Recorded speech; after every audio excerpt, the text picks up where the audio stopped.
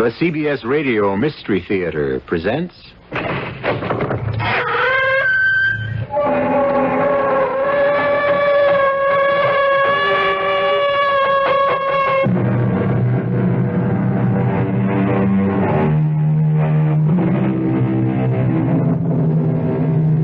Come in. Welcome. I'm E.G. Marshall. Not many people, I suppose, remember the name of the writer Joseph Sheridan Le Fanu. Yet among fans of the Gothic tale, he is considered by many as the equal of the great masters such as Poe, Stevenson, and de Maupassant. Judge for yourself as you listen to perhaps his greatest short story, grisly, ghoulish, and inexpressibly haunting. The candle is out. No! It is too late! He has come for me! Don't leave her alone in the dark. The door! Oh, I can't budge it! We will break it down. No!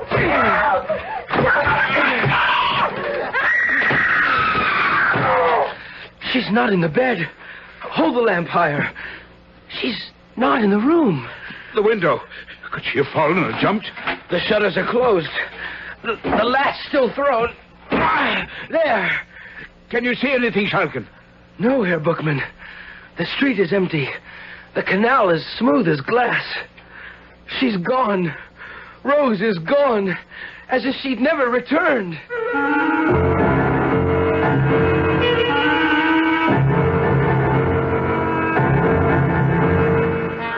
Our mystery drama, Till Death Do Us Join, was written especially for the Mystery Theater by Ian Martin and stars Don Scardino and Roberta Maxwell. It is sponsored in part by Buick Motor Division and Anheuser-Busch Incorporated, Brewers of Budweiser. I'll be back shortly with Act One.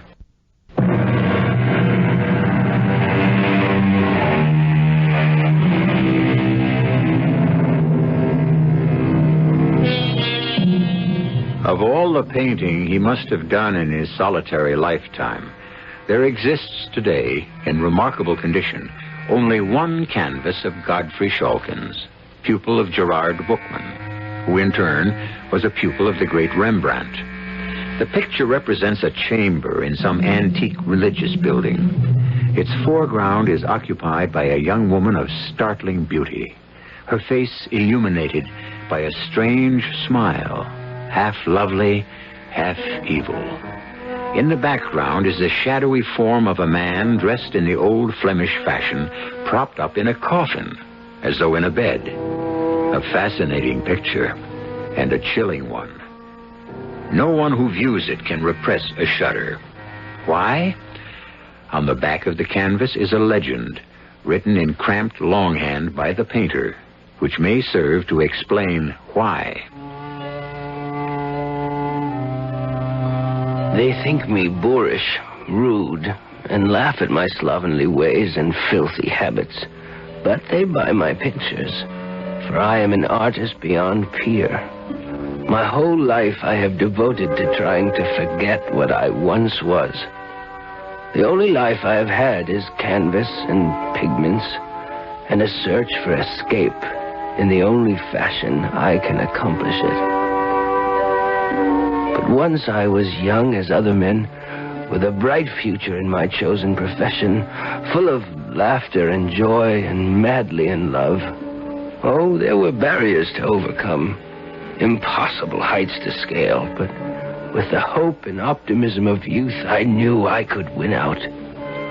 How could I know that a force beyond any human strength would strangle my spirit, twist and deform my soul, and doom me to a lifetime of despair? Rose. Shh. We are alone, beloved. All the other students are gone. And Herr Bookman? He left the studio for home less than 5 minutes ago. I know. I only wanted to be sure I had made no mistake. How do you know? I had Jacob, the groom, drive me into Amsterdam today to shop for some silks. On the way back, I had him stop at his favorite beerstube to have a beer and groom the horses, whilst I took a stroll along the canal. I was hoping to catch you alone at the studio, and my prayers were answered when I saw my uncle climb into his carriage and drive off. My dearest one, if only I could declare my love for you openly.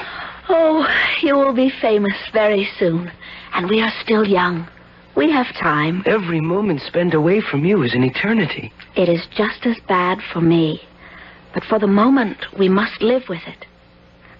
Come, let me see what you have been working on, my genius. No, it is in no shape. I cannot make it come right, and it is still only a sketch. But, Godfrey, you're wrong.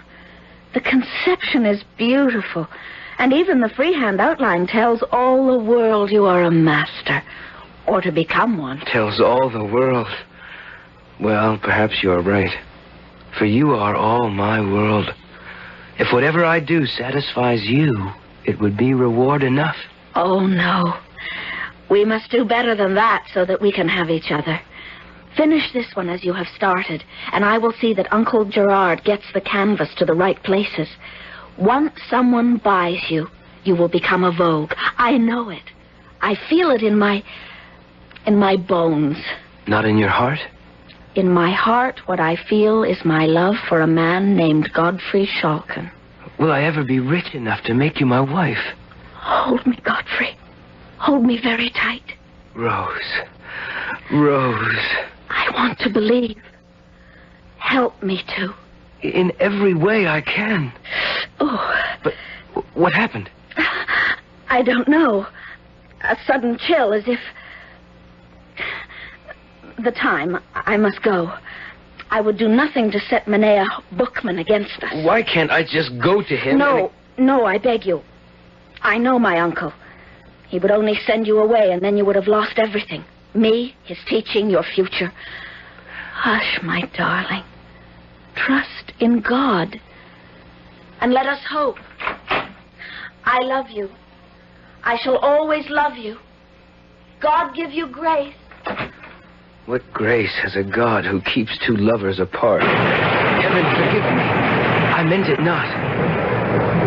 But the words had been said and could not be taken back. I turned to my sketch, one of the temptations of St. Anthony by the devil. I set to work and was so busily engaged that an hour or so must have passed. The light was gone. As I sat back, I heard a sort of sniff behind me. A few feet behind me stood the figure of an elderly man in a cloak and a broad-brimmed conical hat. The room was so dark by now that the shadow from his hat obscured his features entirely. But I was impressed, awed at the perfect stone-like stillness of the figure.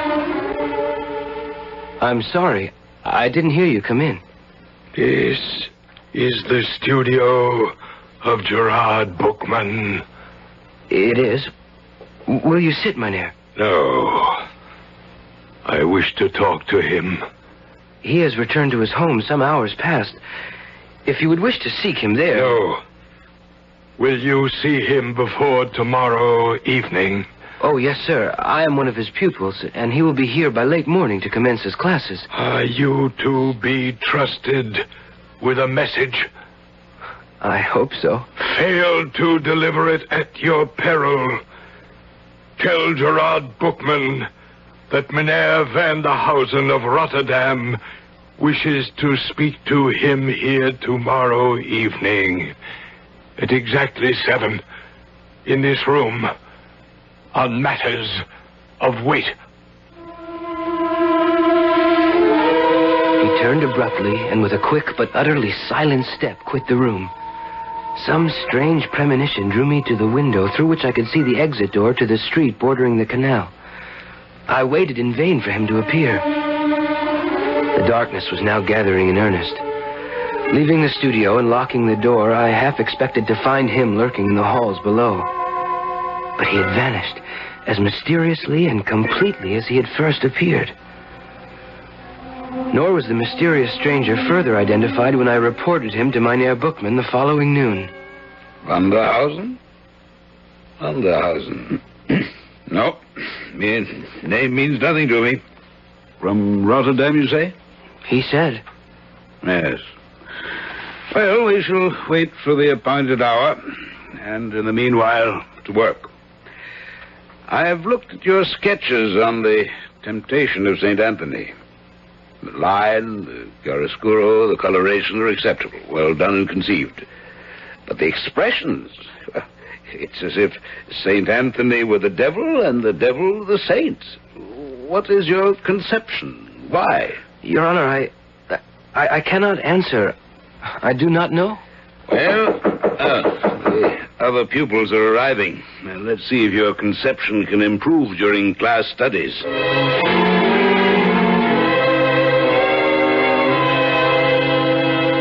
So, my poor Schalken.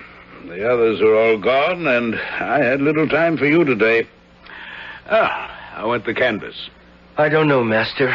I found it hard to concentrate. And so did I. Let's forget pigment and brushes a while and join me in a glass of brandy. It's been a long, hard day, and I have some strange premonition. This visitor you tell me to expect bears some ill tidings. Well, at all events, let's fortify ourselves against ill chance. Your health. Your health.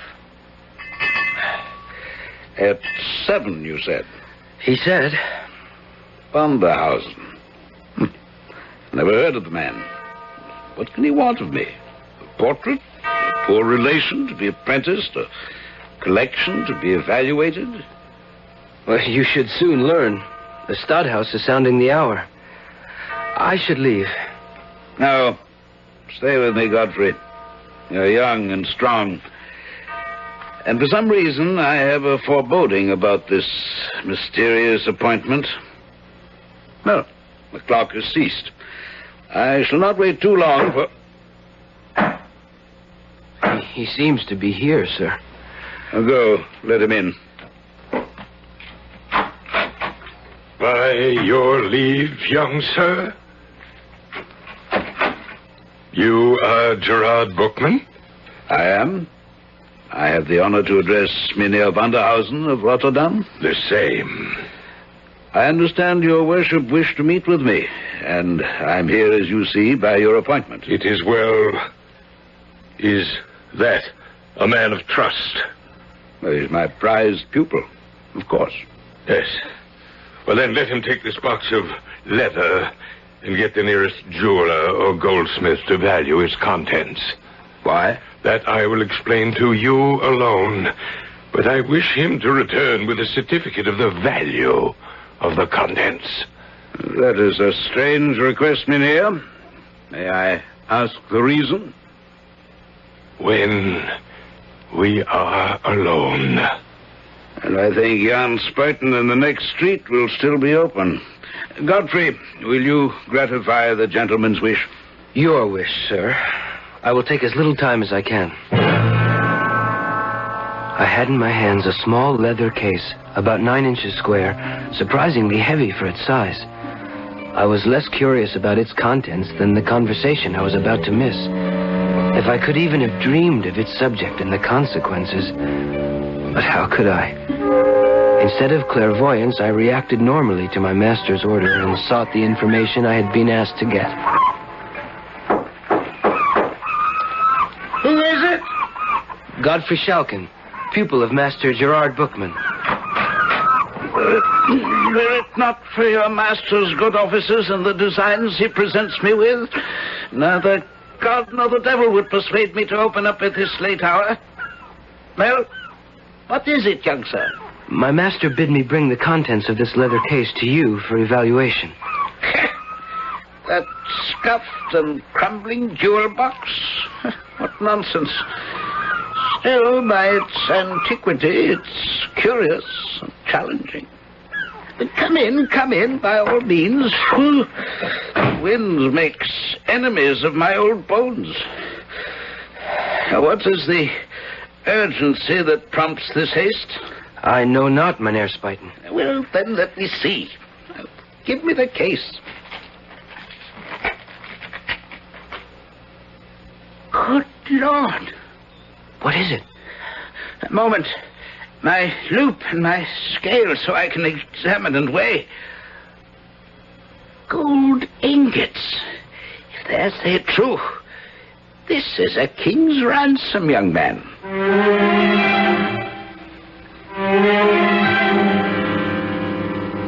If Godfrey Shulkin had only known, or guessed, he might have been tempted to seize the fortune in gold ingots and bury it in Amsterdam's deepest canal.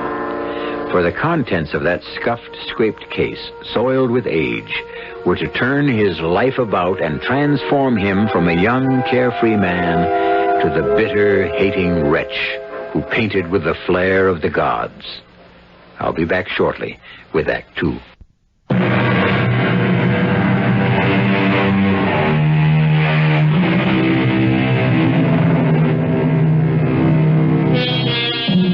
While Godfrey Shulkin was learning from the goldsmith the incredible value of the contents of the leather case, a conversation was taking place between the mysterious stranger and his master. A conversation concerned with the girl he loved, Rose Welderkraust, Bookman's niece. A conversation that established those golden ingots not as a king's ransom, but a queen's. Herr Bookman, I will be free with you. I cannot, by limitations I dare not discuss, tarry with you long. Well, surely I can offer you a drink? No. Some refreshment, food? No. Well, at least let me raise the lights. No. Divest you of your outer garments. No. I can feed the fire more logs to warm you. I have no need of your offers, nor desire of them. I come to make you an offer. Will you come to the fire and sit? I prefer to stand where I am. The shadows suit me well. I don't understand. Some time ago, I saw you in the Church of St. Lawrence in Rotterdam. With you was a young girl of exceptional beauty, whom I later ascertained was your niece. I desire to marry her. Without meeting her, conversing with her, just from one glimpse? That was enough to convince me she was the woman I desire to share my future with. But Rose... If I can satisfy you that I am wealthier than any husband you could ever dream for her, I expect that you, Herr Bookman, will forward my suit with your authority, and I must add that if you are to approve my proposal, it must be here and now, for I can brook no delays. You're extremely arbitrary, Mynheer. I am constrained to be. I offer no apology. I did not ask for one. You might reasonably have. My circumstances are such that I have none to offer. You must be aware that my niece has a will of her own, and may not acquiesce in what we may design for her advantage. The young man I sent out with a packet will return shortly. That will prove the evidence of my wealth and security for your niece's life. I promise you it will be 10 times the fortune she could expect. All of it in the interest that accrues shall be hers as long as she lives. Can I be more liberal? Well, if what you tell me is true, of course not. As to my respectability, you must take that for granted, at least for the present. I buy my name and reputation with what you're about to discover about me. My wealth. You must give me a moment to think. I remind you again, my time is limited. I will not pledge myself unnecessarily. But you will if it is necessary, and I consider it so. A testy old gentleman determined to have his own way, eh? Why, those were the very words that you were thinking, I know. You also thought to yourself, all things considered, I'm not justified in declining the offer if the gold involved is satisfactory. Am I correct? You read my mind correctly. Please forgive the intrusion and my abruptness. But we are both men of sense as well as sensibility. Your niece is penniless. I shall make her as rich or richer than a queen. When your young man returns with a valuation, if you don't wish the proposal withdrawn, you must immediately sign this engagement. Enter. Master, I have brought Mynheer Spuyten's valuation of the contents of the case. Give them to Mynheer Vanderhausen. Oh, no. No. Give them to Mynheer Bookman. Yes, sir. Here they are, Master. Gold ingots? The value. I can't believe it. Neither could Jan Spuyten or myself. I fled back through the streets, searching every shadow. I have never seen so much wealth.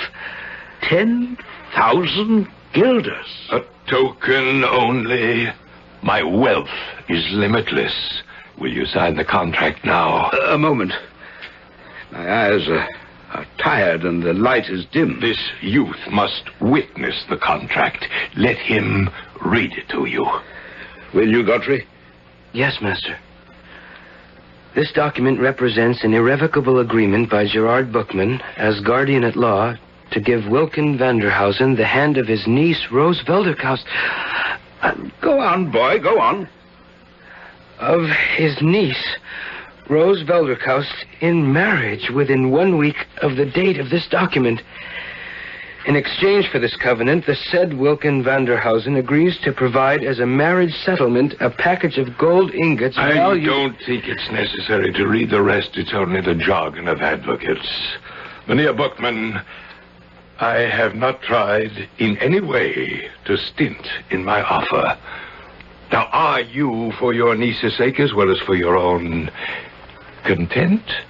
But I would dearly like perhaps another day to consider. Not 1 hour. Very well. I am content. I can scarcely deny my niece her good fortune. Nay, Godfrey? How can I presume to offer an opinion, except that Rose, your Frau Velderkaust, should she not be consulted?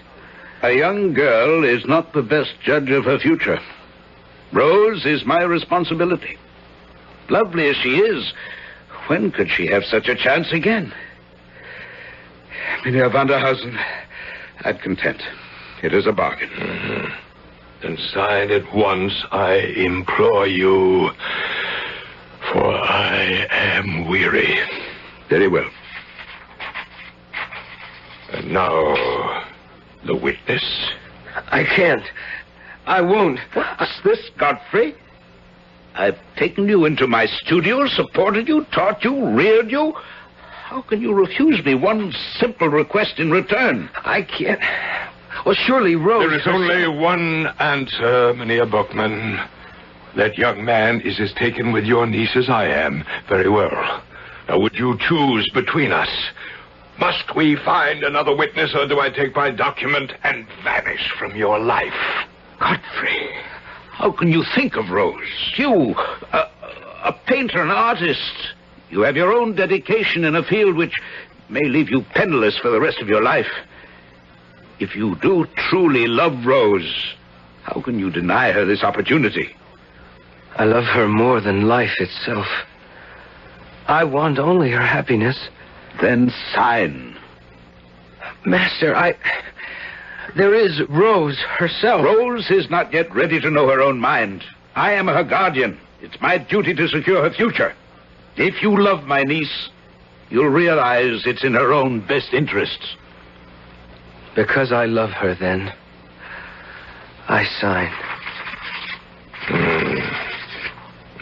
It is well. I will take the contract, and you keep the gold. I shall visit you at your house tomorrow night at 9 o'clock, my good Mynheer Bookman, to meet formally with the object of the contract. Again, stiffly, but with the same rapid movement, the shadowed figure was gone so swiftly I had no time to open the door for him. Again, the same unnamed fear drove me to the window to watch for his exit down below. And again, his movement must have been so rapid that I failed to see him leave and enter the street. Godfrey? Yes, Master. I'm sorry. I didn't know that you'd formed an attachment to my niece. I have no right to. And I'm glad you're sensible of that. A painter, it's an uneasy life of sacrifice and, most of the time, poverty. So I shall hold my peace till the appointment a week from now. And you will join us at dinner. Must I? It will be better for all of us to face and accept the future.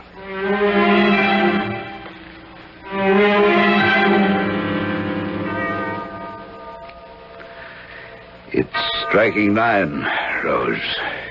Is all arranged? As you see, Uncle. You're a perfect hostess. The fire shines like burnished gold, and the table is set immaculately. Godfrey, a glass of wine? No, thank you, Master Bookman.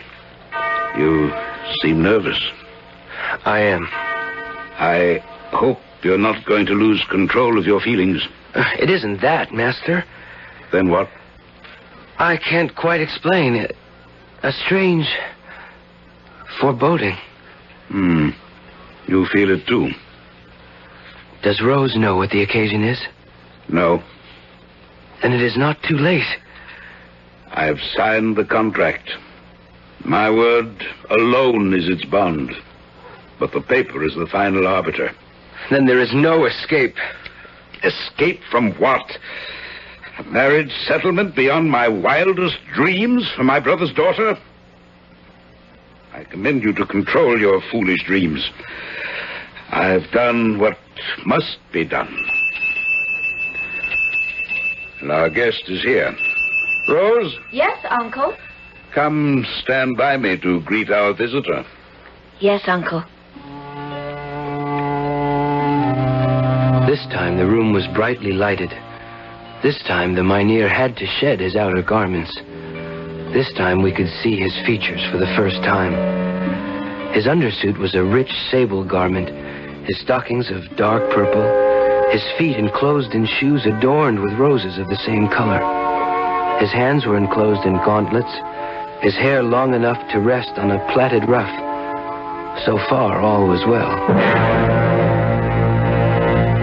But the face was a bluish, leaden hue, such as metallic medicines sometimes produce.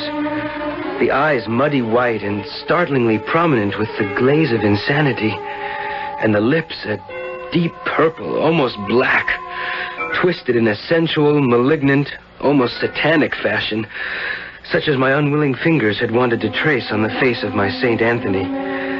The effect was so startling that for a long moment no one could speak.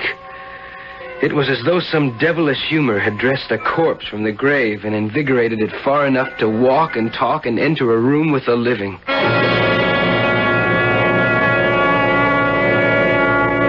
One must admit, of course, that Shulkin could scarcely see his rival, or to be more truthful, the man who had stolen his beloved from him, in the best light. The painter's eye tends to exaggerate, or at least translate the human figure into his own design. And jealousy is a poor measure for judgment. When we return shortly with Act 3, we will be able to make our own assessment of this strange and devious story.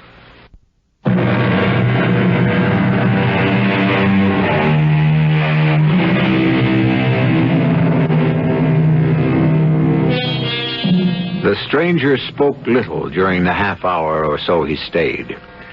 Nor could his host manage many more words. Such, indeed, was the nervous terror that Vanderhausen inspired, that it was an effort not to fly in panic from the room.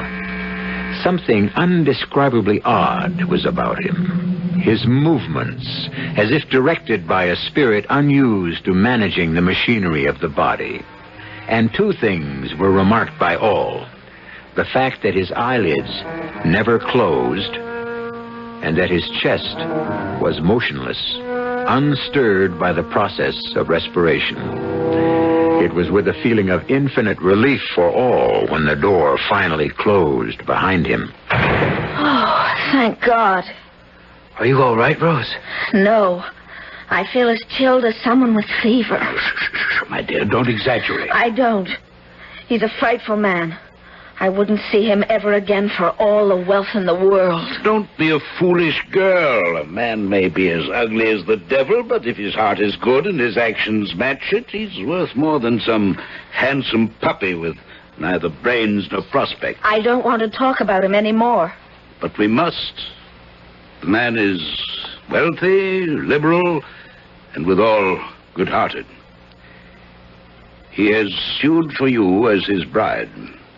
His bride? It is my duty to see you well bestowed. I promised your father on his deathbed that I would make sure of that. Uncle, not that man. Enough for tonight. There are no decisions to make beyond the fact that it is time to retire. Godfrey, I shall see you in the morning. Yes, Master. Good night, Frau Welderkaust. No need to be so formal. Rose. And good night, Godfrey. Don't look so troubled. Nothing has changed. My walk home will be lighted by that knowledge. Good night, Master Bookman. Good night, my boy. And remember, you're an apprentice painter. That is your first and most important loyalty. I am acutely aware of where I stand, Herr Bookman. Good night. Why were you so severe with him, Uncle? Because we live in a world of reality. What do you mean? Do you realize that Mynheer Vanderhausen, who visited us tonight, has guaranteed you 10,000 guilders of your own as an earnest of his love and admiration for you? I have them here. 10,000 guilders? It's his way of saying how much he loves you. Love, for all its charms, is not the most important thing in the world. You will marry Mynheer Vanderhausen according to the contract. The mood of hope that my beloved had kindled in me barely lasted till my return home to the bare and cheerless garret I lived in. Even if in my sleepless, bed-tossed night I might have held to some grain of hope, the next day would have dispelled them forever had I been at the Bookman house. Another tradesman's wagon. What can it be now? I can't wait to see. Oh, Uncle, did you ever see such riches? Never. Look at this scarlet domino. How could he know it would be just the right length? Feel the richness of the velvet. And trimmed in white ermine, even to the hood. Oh, I'd love to paint you in that. The hood framing your face. You're all beauty. What woman would not be in such a cloak? If only Mynheer Vanderhausen... Hush. Leave his appearance alone. You'll soon accustom yourself to it. Slippers in every color. A casket of jewels fit for an empress. This white pure silk for my wedding gown. And the lace for my veil and train. Oh, Uncle, was any man ever so generous? Only the beginning, Rose. Whatever doubts I might have had, I think I've chosen your future well. And I, too, dear Uncle. I will put Godfrey from my mind. In fact, he is already fading. Look at this necklace. This emerald pin. Oh, thanks to you, dear Uncle. I may be the luckiest girl in the world.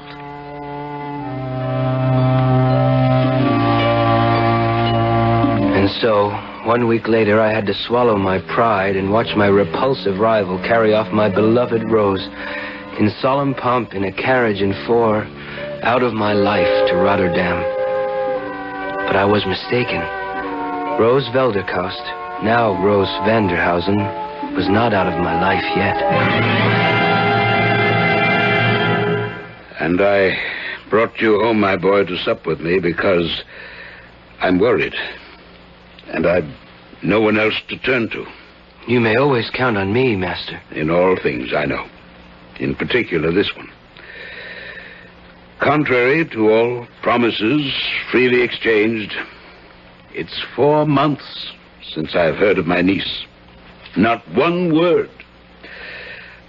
I'm too old to travel.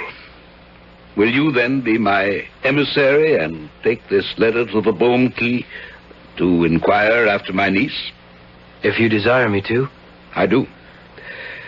You shall stay the night and take the coach for Rotterdam on the morn.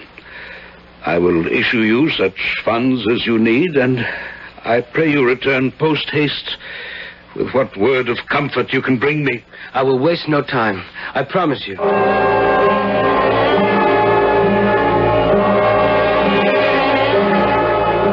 I left not a house in the Boom Key untried, master, but no one had ever heard of Mynheer Vanderhausen. Well, then where is my niece? I cannot tell.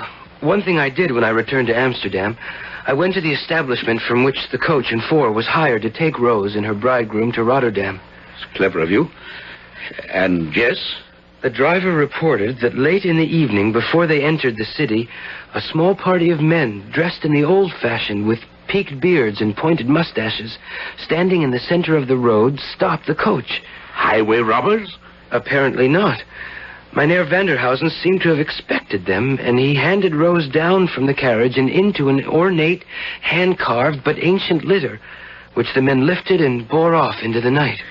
The driver making no attempt to stop them? No, since there was threat of force. All was as if it had been arranged, except... Except what? Except that Rose was weeping bitterly. Oh, dear Lord. What have I done? What can I do to reach her or help her? Jacob has already retired. See who that is, boy. At once, master.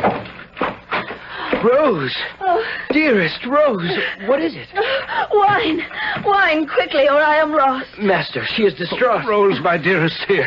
Here, drink. No food. Please, God, at once, or I perish. I'll cut some meat. Give it all to me. Send for a priest with all haste. Or in spite of all, I am not safe until he comes. Send for him speedily, or I am lost forever. The dead and the living can never be one. God has forbid it. Up the stairs, quickly, Father. She is in terrible straits. Help me! Forgive me! No! He's here! Godfrey, draw your sword! Protect me! Where, Rose? Where? There, in the anteroom with you and the priest. Stand aside, Father. Hold the lamp high. Let me see in the shadows. Go down, I beg you! Do not leave my bedside! Only to bring you the priest. Don't be afraid. Father Dowsell, myself, and Godfrey are only a few steps from your bed. Oh, God, help me, whom I have no right to ask. Oh, the candle is out. It is too late. He has come for me.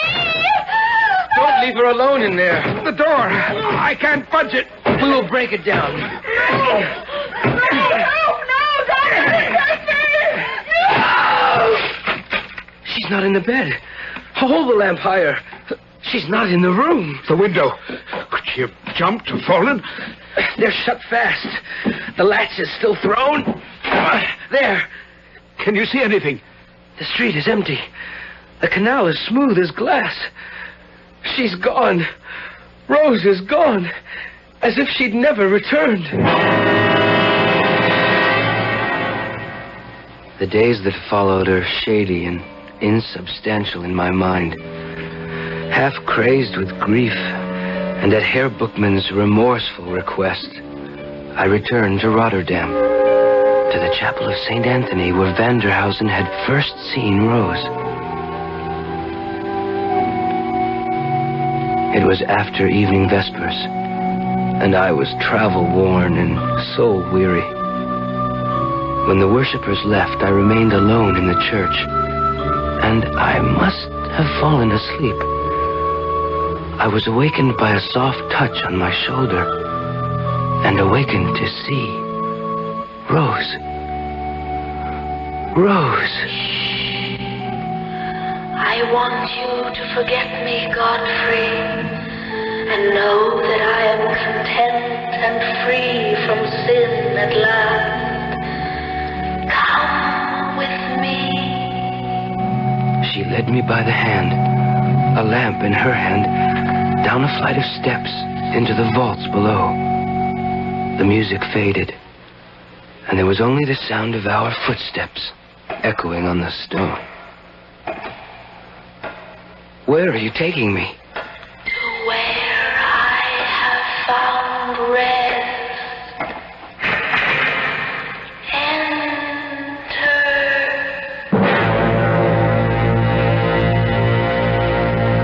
The room was a bedroom, richly furnished.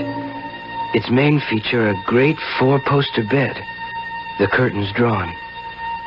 She crossed to them, smiling, and said, You see, we are united at last, my husband and I. Sitting bolt upright on the bed, held in its position by the pillows, was Mynheer Vanderhausen. The costume I recognized.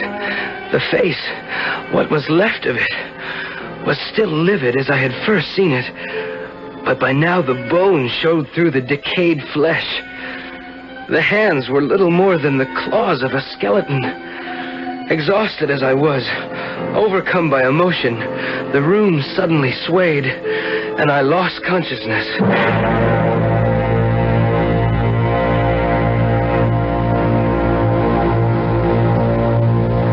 I was found the following morning by the sexton. The room in which I lay was the same, except that all the furnishings were gone, save one. In the place of the 4-poster bed was nothing but a large and ornate coffin. I rubbed the dust from the nameplate, which read, Mynheer Winkel Vanderhausen, 1606 to 1669. The man had been dead long before Rose Velderkaust or myself were born. Her uncle and I allowed her to marry herself to a corpse.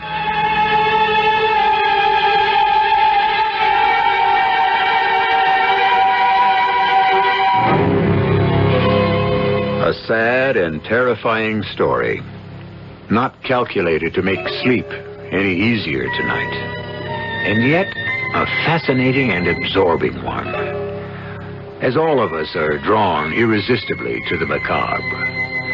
Besides, of course, it wasn't true. Or was it? To Godfrey Schalken's dying day, it was for him. So, who is to say that it couldn't have happened? Not I. As I said in the beginning, you make your own judgment. I'll be back shortly.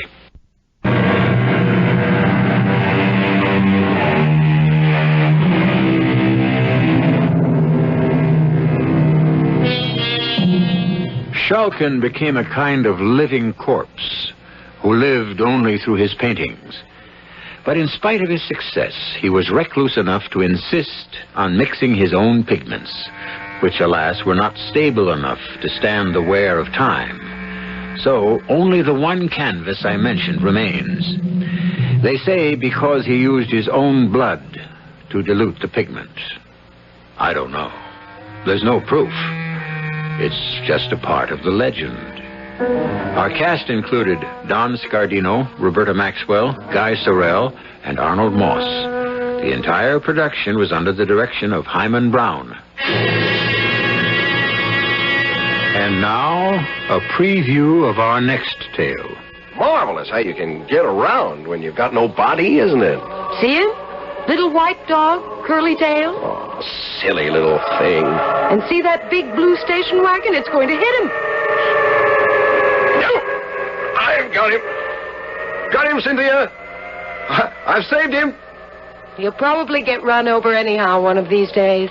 No, he won't. No, he won't. I'm going to keep my eye on him. And what about all the others? Them too. And cats and people and everybody. Oh, Cynthia, why did it take me so long to find out what I was born to do? I could have spent my whole life doing this. Cynthia, my afterlife is going to be 100 times more exciting than my life ever was. Radio Mystery Theater was sponsored in part by Anheuser-Busch Incorporated, Brewers of Budweiser, and Buick Motor Division. This is E.G. Marshall inviting you to return to our Mystery Theater for another adventure in the macabre. Until next time, pleasant dreams.